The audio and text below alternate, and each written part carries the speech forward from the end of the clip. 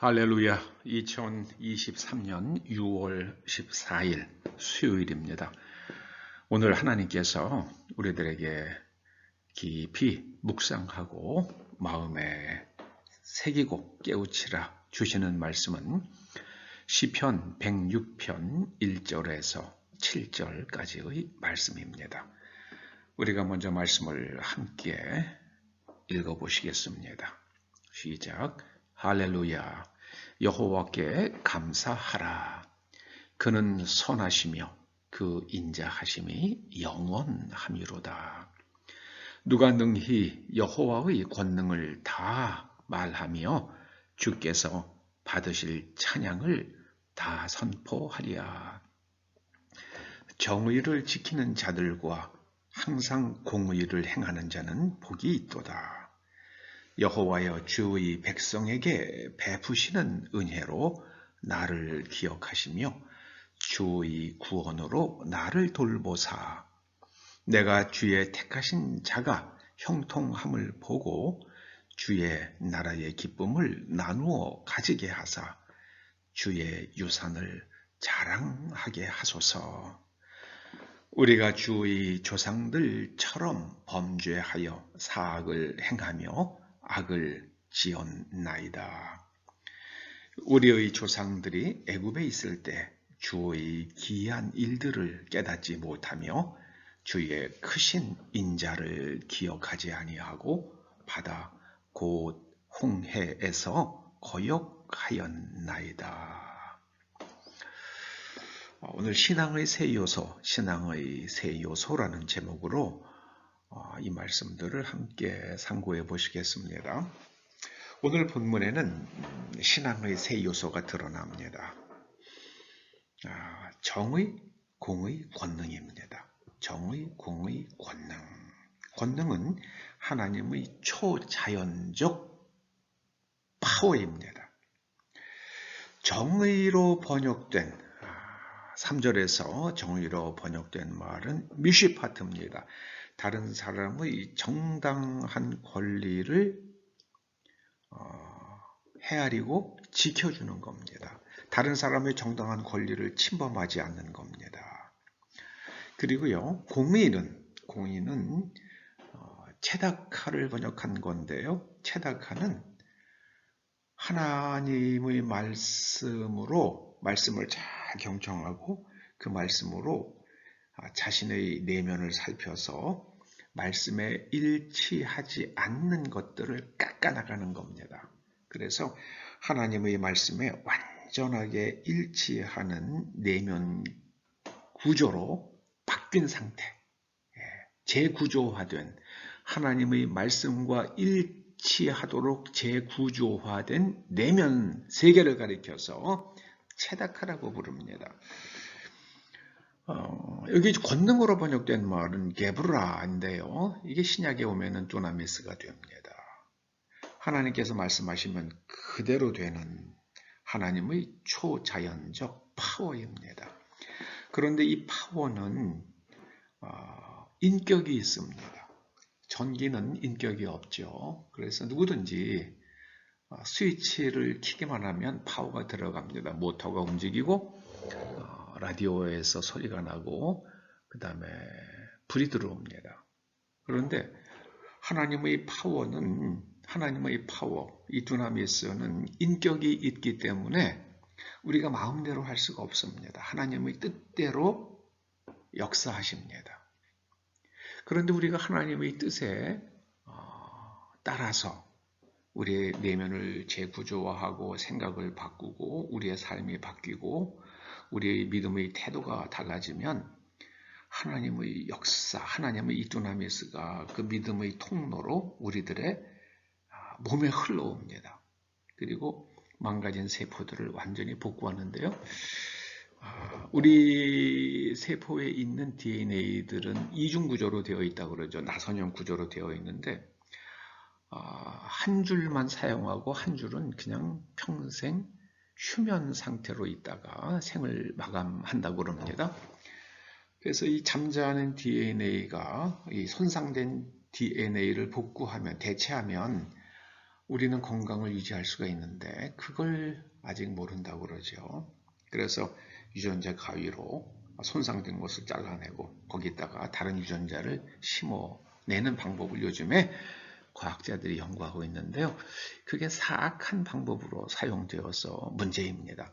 하나님의 권능에 따라서 우리 손상된 DNA가 교정이 되면, 복구가 되면 암세포가 사라집니다. 암세포는 손상된 DNA가 있는 세포거든요. 암세포가 사라지고요. 우리의 정신이 맑아지고 육체가 건강해집니다. 우리가 두나미스를 말할 때 보세요. 2절에 누가 능히 여호와의 권능을 다 말하며, 우리가 하나님의 권능에 대해서 자꾸 이걸 간증이라고 그러죠. 이게 간증이에요. 우리가 하나님의 두나미스를 말할 때 두나미스에 대한 감각이 열리고 믿음이 일어납니다. 여러분, 예수님의 부활을 경험하고 나서 그리고 제자들이 그 부활을 계속 말하는 가운데에 그들 마음속에 믿음이 일어났잖아요. 이 두나미스를 자꾸 이야기해야만 합니다. 그런데 계몽주의를 거치면서 사람들이 이 하나님의 두나미스를 말하지 않게 되었죠. 그걸 외면하기 시작을 했습니다. 결과적으로 믿음이 무너졌습니다. 믿음이 무너졌어요. 그 유럽 교회가 그렇게 멋지게 건물들을 지어놓고 거기에 하나님의 역사가 없어요. 그냥 인간의 지혜는 있습니다. 인간의 손으로 만든 아름다움은 있어요. 그런데 하나님의 권능이 없습니다. 여러분, 어떤 사람이 하나님의 말씀대로 올곧게 살아갑니까? 3절에 보면은요, 복이 있다. 정의를 지키는 자들과 항상 공의를 행하는 자는 복이 있다. 이 복은요, 에쉐르예요. 그런데 이거는요, 하나님의 말씀대로 올곧게 살아가는 걸 이야기합니다. 시편 1편에 나오는 그 복 있는 사람이라고 그럴 때 그 복이 바로 같은 말입니다. 같은 말이에요. 하나님의 말씀대로 올곧게 살아갈 때에 복이 있습니다.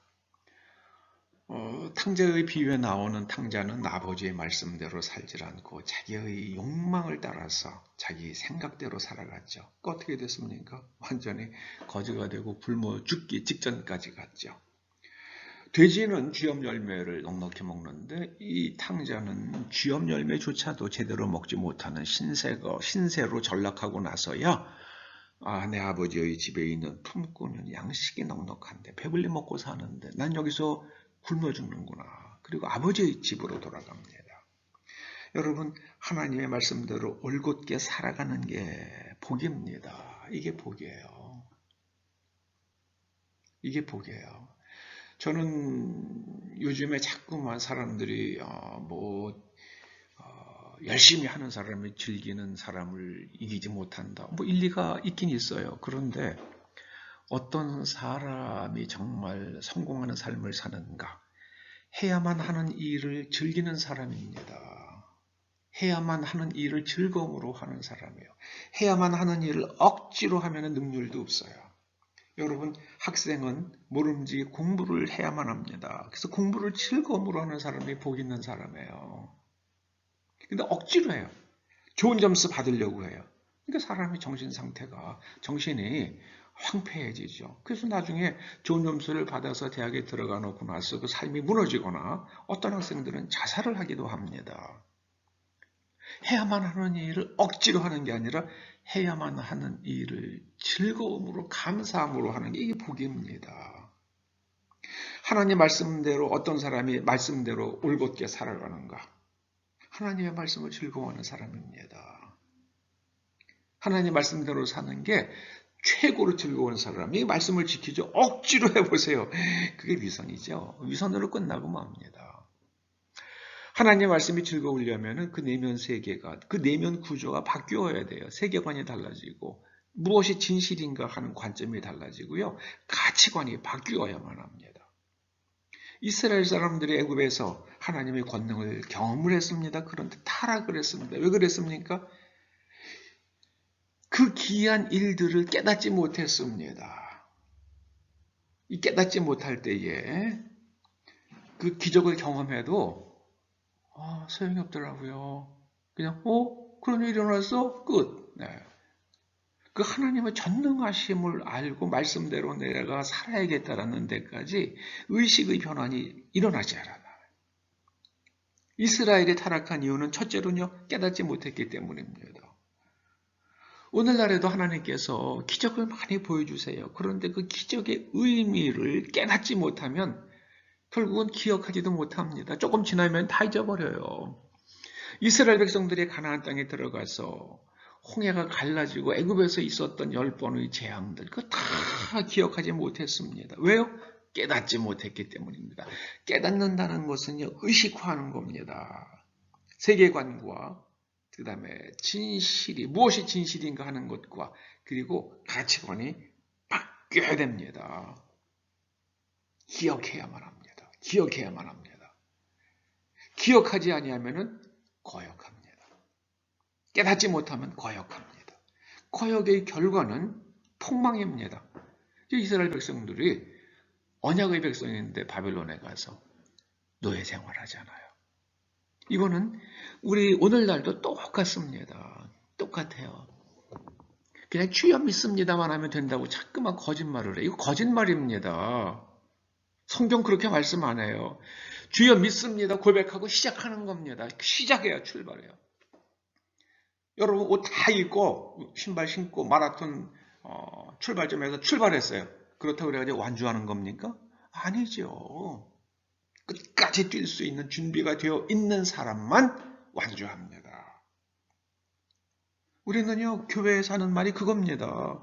주여 믿습니다. 그 출발점에 섰어요. 출발했어요. 거기서 끝이에요. 뛰질 않아요.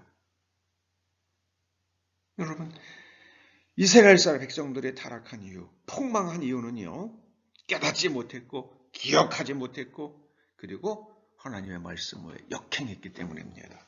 우리들은 모름지기 다른 사람의 정당한 권리를 헤아리고 지켜주고 나의 내면 구조를 계속해서 바꾸면서 하나님의 초자연적인 권능을 자꾸 말하고 그래서 권능에 대한 감각이 생기고 그걸 체험하면서 하나님의 말씀에 올곧게 순종해서 이 땅에서 하나님 나라의 기쁨을 누리게 되기를 주의 이름으로 축원합니다.